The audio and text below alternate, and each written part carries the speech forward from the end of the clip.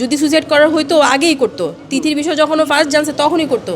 এমন কিন্তু না যে অল অফ এ সাডেন ও শখ খাইছে এন ও ঝুলে গেছে, ব্যাপারটা তা নয়, আগে থেকেই জানতো। ইকরার সাথে যতটুকু আমাদের কথা হয়েছে, ও নেপাল যাবে, ও বাসা শিফট করবে, ও জব করে আলাদা লাইফ করবে, আলভির সাথে ডিভোর্স যাই হোক, ও সব কিছু ওর মাথায় সেট ছিল। থাকে না কিছু মানুষ যে আমারটা আগে, ঠিক আছে, আমি দরকার পড়লে 10 জনকে মেরে বেরোয় আসবো সমস্যা থেকে, ও এরকম, ঠিক আছে, ও কত ফাইট ব্যাক করার মতো মানুষ। জানি না কি হইলো হঠাৎ করে তো ইকরা সুইসাইড করার মতো মেয়ে না।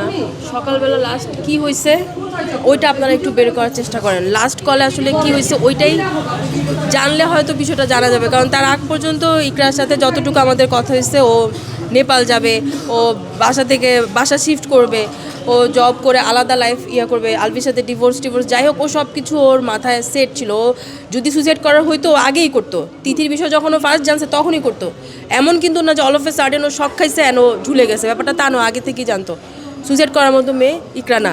সকালবেলা কী হয়েছে ওইটা নিশ্চয়ই আপনারা তো এগুলো অলরেডি তদন্ত করে বের করে ফেলছেন যে নেপালে যাওয়ার পরে যেই নায়িকার সাথে শুটিং গেছে, নায়িকার বার্থডে গেল, তো ওই বার্থডের দিন বেসিক্যালি ছোটো বাচ্চাটাকে তো দেখছেন এতক্ষণে, তো বাবার সাথে কথা বলতে চায়, বাবা পাগল, তো ভিডিও কল দিল ইকরা যে কথা বলবে, তো কেটে দিয়ে ও একটা সিন ক্রিয়েট করলো যে তুমি ইচ্ছে করে এখানে সিন ক্রিয়েট করতেছো বা তুমি দেখতে চাচ্ছ আমি কার সাথে আছি এই জন্য ভিডিও কল দিচ্ছ। তো ও বলছে না, তোমার ছেলে দেখতে চাচ্ছে, দেখে দিচ্ছি। তো ও বারবার কল কেটে দিয়ে ওই মেসেজটা দেওয়ার পরে বলে কি তুমি আমার ছেলেকে সিম্প্যাথি কার্ড বানায় এরকম আমাকে এরকম মানুষের সামনে ছোট করতে যাচ্ছ, ডিস্টার্ব করতে চাচ্ছ। RICL TMX, যুগের পর যুগ স্থাপনা থাকে মজবুত। তো এই জিনিসটা নিয়ে ওর কথা হচ্ছে কি, ভাই তুমি আমাকে যা ইচ্ছা বলো, ও তোমার কেন মনে হবে যে আমি আমার সন্তানকে নিয়ে তোমার কাছে, আমি তোমাকে দেখার জন্য বা তোমাকে চেক করার জন্য আমার সন্তানকে নিয়ে মিথ্যা কথা বলবো? তখনই হচ্ছে গিয়ে এইগুলো নিয়ে ও একটু রাগারাগি করে।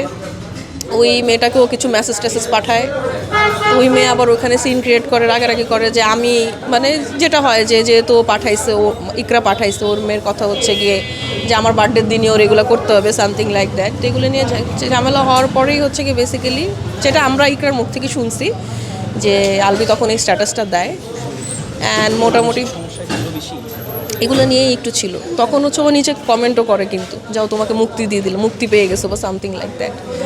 তখন ওর আমরা আবার জিজ্ঞেস করি যে কী হয়েছে, এটা আমরা যে এই জিনিসগুলো নিয়ে কথা হয়েছে এগুলো আমাদের কাছে আসে না, আমি আজকে দিব, কালকে থেকে আমি এসব মানসিক অবস্থায় নাই, আমি এখন পর্যন্ত দিতে পারি নাই, পোস্ট করবো। আমাদের কাছে স্ক্রিনশট যা আছে আমরা এগুলো নিয়ে সাজায় গুছায় একটা পোস্ট করে দিব, না আপনারা পেয়ে যাবেন। আপনারা অলরেডি অনেক স্ক্রিনশট পেয়েছেন, অনেকেই শেয়ার করেছে। আমাদের কাছে যা আছে সেগুলো আমরা আগে ইকরাকে আগে মাটিতে দিয়ে আসি ভাই, তারপরে আমরা বাচ্চা কি শুধু মায়ের দায়িত্ব নিয়ে গেছে না। আমার সাথে কথা হয়েছে একবার, যেহেতু আমার বাসা ওখানে ডিওএইচএসেই, আমি যাই মাঝে মধ্যেই ওর যে শাশুড়ির বাসা, আলভির যেই মায়ের বাসা, তো আমি ফোন দিয়েছি, আন্টির সাথে আমার ভালো সম্পর্ক, আমি দিয়ে আন্টিকে বুঝালাম যে আন্টি বাচ্চাটা এখন তো দেখতে ঠিক আছে, যেমন এখন পোস্টমর্টম করে ফেলছে, চেহারা তো দেখার মতো অবস্থা নাই। আমি বলছি এখনও যেহেতু দেখতে ঠিক আছে, একটু নিয়ে আসেন বাচ্চাটা, মাকে দেখুক, একটু আদর করুক, আপনিও আসেন, না আসলে খারাপ দেখায়। উনি আমাকে বলতেছে মা আমি তো আসতে চাই, কিন্তু ওর বাবা তো বারবার মানা করতেছে। এগুলো তো আপনার স্ক্রিনশট আসলে দেখছি, শুধু আমাদের সাথে না সবার সাথে আলোচনা করছে, এখানে যত মানুষ আছে সবার সাথে আলোচনা হয়েছে। আমরা যারা ওর সাথে, ওর তো কোনো ভাই বোন নাই, ঠিক আছে, আমাদের সাথেই ওদের সব, আমাদের সাথেই শেয়ার করে, আমাদের মধ্যে ফ্যামিলি। যেহেতু ওর বাবা মাও ময়মনসিংহ থাকে, আমার যেরকম মন খারাপ হলে বা কিছু হলে আমি বাবার বাসায় যে 2 দিন থেকে আসি, ঠিক আছে, ওর তো এই জিনিসটা নাই, কারণ বাবা মা ময়মনসিংহ থাকে, মন চাইলেই তো আমি ময়মনসিংহ ছুটে যেতে পারি না। তো ওর বাবা ভাই বোনও নাই, তো ওর যত মন খারাপ হোক, ওর খারাপ লাগলে ওর ফ্রেন্ড নাফিসের বাসায় চলে যায়, ওর খারাপ লাগলে ওর বাসায় চলে যায়, ওর খারাপ লাগলে ও বলে যে চল আমার বাচ্চাটাকে নিয়ে, তোর বাচ্চাটাকে নিয়ে ঘুরে আসি, আমরা ঘুরতে যাই। কথা হয়েছে তখন বলে, আমার সাথে যেটা হলো, ও আমাকে বলছিল আমি বাসায় আসি, আমার বাচ্চাটার নাম হচ্ছে আওয়াজ, তো রিজিক আর আওয়াদের আমার খুব ভালো বন্ডিং। তো রিজিক আবার ভিডিও কলে বলতেছিল যে আমি আওয়াদের সাথে খেলা করতে যাবো। তো আমি বললাম ঠিক আছে, তাহলে রিজিককে নিয়ে চলে আয়, শুক্র শনি 2 দিন তো ওদের স্কুল বন্ধ। তখন বললো আচ্ছা ঠিক আছে দেখি। তো বললো যে ঠিক আছে আমি আসলে রাতে থাকবো। আমি বলছি হ্যাঁ তুই কালকে পরশু 2 দিন বন্ধ আছে, আমার বাসায় থাক তুই।